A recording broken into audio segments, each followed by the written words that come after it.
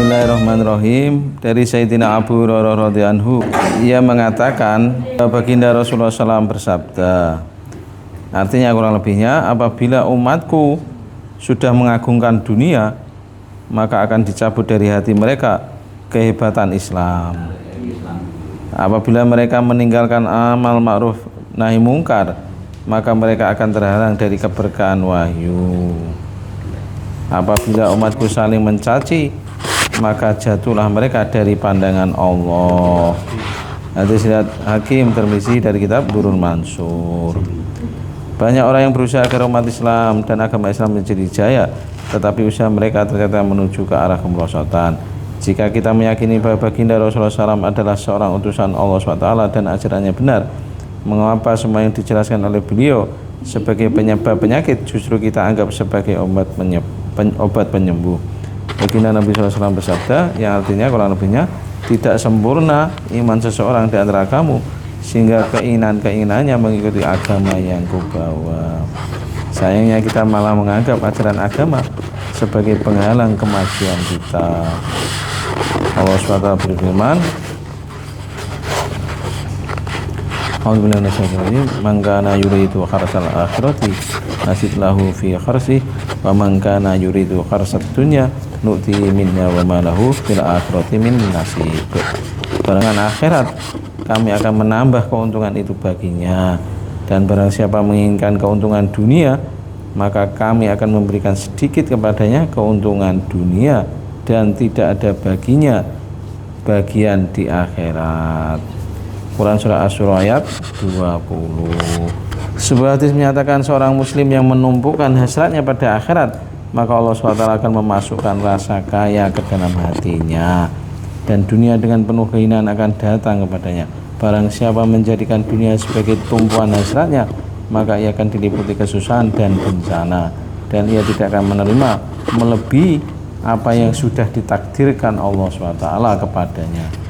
Kemudian setelah membaca ayat di atas, baginda Nabi SAW bersabda, artinya Allah SWT berfirman, wahai manusia, sibukkanlah dirimu untuk beribadah kepadaku, niscaya aku akan menghilangkan kekhawatiran dari dadamu dan aku akan menghapuskan kefakiranmu. Jika tidak, niscaya aku akan memenuhi hatimu dengan berjuta-juta kegelisahan dan aku tidak akan menghilangkan kefakiranmu. Demikianlah petunjuk Allah Ta'ala dan Rasulnya.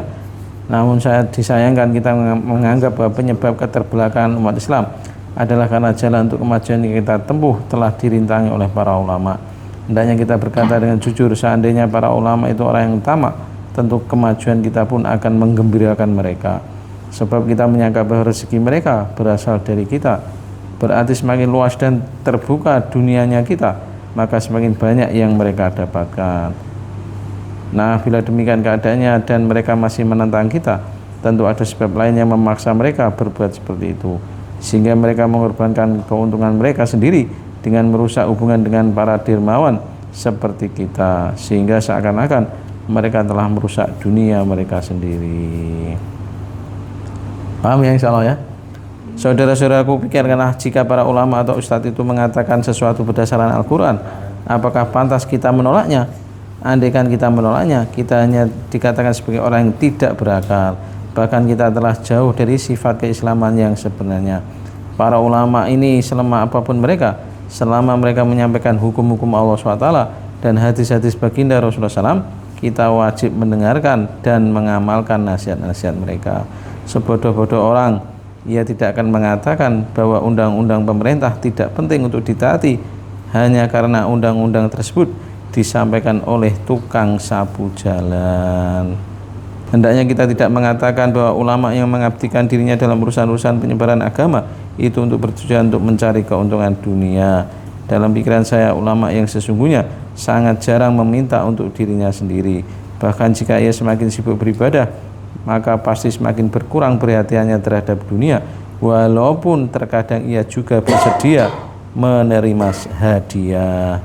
Dalam hal ini, jika ia meminta bantuan untuk urusan-urusan penyebaran agama, insya Allah hal itu lebih memuaskan hatinya daripada meminta bantuan untuk dirinya sendiri. Secara umum, orang berpendapat bahwa dalam Islam tidak ada ajaran kerahiban menghindari dunia, memikirkan akhirat semata. Dalam Islam, agama dan dunia diletakkan secara sama. Dalilnya Allah SWT berfirman, Rabbana atina fid dunya hasanatan wa fil akhirati hasanatan wa qina adzabannar. Ya Tuhan kami, berilah kami kebaikan di dunia dan kebaikan di akhirat, dan jagalah kami dari siksa neraka. Quran surah Al-Baqarah ayat 201. Nah, soal ini penjelasannya banyak ini. Kebanyakan orang sangat menekankan ayat ini seolah-olah dari seluruh ayat Al-Quran hanya satu ayat inilah yang turun untuk diamalkan, padahal tidak demikian halnya. Pertama, untuk memahami tafsir ayat tersebut harus diambil dari ar-rasikul fil ilmi, orang-orang yang mendalam ilmunya. Oleh sebab itu para ulama berpendapat bahwa mengaku sebagai ahli Al-Quran dengan hanya mempelajari terjemahan Al-Quran merupakan suatu kejahilan. Mengenai ayat di atas, para sahabat radhiyallahu dan para ulama tabi'in rahmatullahi alaih telah mengungkapkan penafsiran yang sebenarnya. Syekh Qatadah rahmatullahi berkata, makna kebaikan di dunia adalah keselamatan dan rezeki yang cukup. Sayyidina Ali radhiyallahu berkata, kebaikan di dunia bermakna seorang istri yang solehah. Syekh Hasan Basri rahmatullahi berkata, kebaikan di dunia bermakna ilmu dan ibadah. Syekh Sudi rahmatullahi berkata, kebaikan di dunia bermakna harta yang halal. Sayyidina Ibnu Umar radhiyallahu berkata, kebaikan di dunia bermakna anak-anak yang soleh dan fisik yang sempurna, sehat jasmani dan rohani. Sayyidina Ja'far radhiyallahu berkata, kebaikan di dunia bermakna badan yang sehat, rezeki yang cukup, pengetahuan Al-Quran, kemenangan terhadap musuh Islam, dan bergaul dengan para sholihin. Kedua, seandainya yang dimaksud dalam ayat ini adalah kemajuan dunia dalam segala bidang, sebagaimana hati saya pun menginginkannya, maka ayat ini hanya mengajarkan kepada kita agar kita sibuk.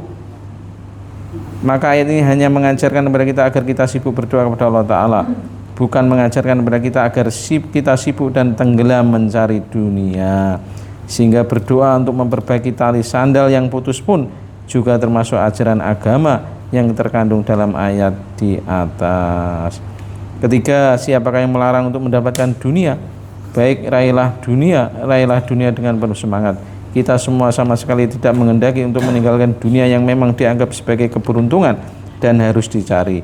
Yang kita maksud adalah sebanyak apapun kita berusaha untuk dunia, hendaknya kita berusaha untuk agama lebih dari itu, atau paling tidak seimbang dengan usaha dunia. Sebab sebagaimana pendapat kalian, agama dan dunia sama-sama dianjurkan. Masya Allah, penjelasannya panjang ya, 3 lembar. Masya Allah, nanti kita lanjutkan ya toh. Apa yang kita dengar, kita niat amal dan sampaikan. Subhanallah, subhanallah, asyhadu an la ilaha illa anta, astaghfiruka wa atubu ilaik.